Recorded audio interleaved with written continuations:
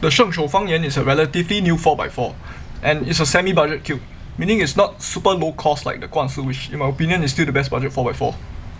And it's also not like the AoShi GTS or the new batch mini AoShi, where they are like more expensive but they perform much better. The FangYuan is somewhere in between, and I would say it's quite comparable with the Thunderclap.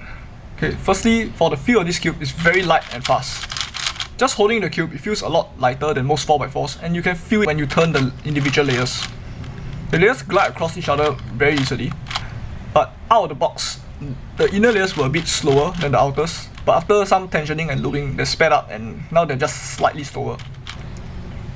The feel of the FangYuan is very soft. It's very different from the 3x3 FangYuan. So the 3x3 is hard and crunchy. It's also a very fast cube, and the feel is a lot like the AoShi GTS V1.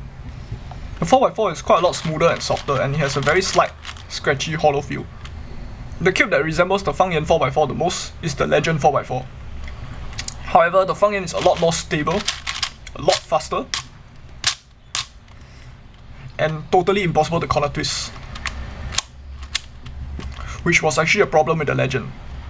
Both cubes have similar mechanisms, and they both look like simplified wuqies. Speaking of which, the wuqie can corner twist. For corner cutting, out of the box is actually quite bad, but after setting it up, the forward can go about 40 degrees with some force, and about slightly under a piece or maybe equal to one piece with like very little effort.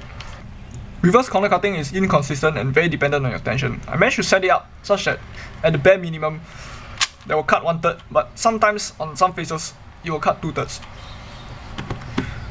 One very noticeable feature of the FangYuan is that the walls of the pieces are only 0.9 mm thick, and this contributes to the lightweight and the feel of the cube. And while I did not magnetize this cube, this is a picture of how magnets can possibly fit in. It will definitely be a challenging cube to magnetize because the cube is not built like a regular stickerless cube, and the cube has a cap design, and you have to glue the magnets around the walls, and there's these internal pillars that you have to avoid. It's going to be difficult, but it can be done.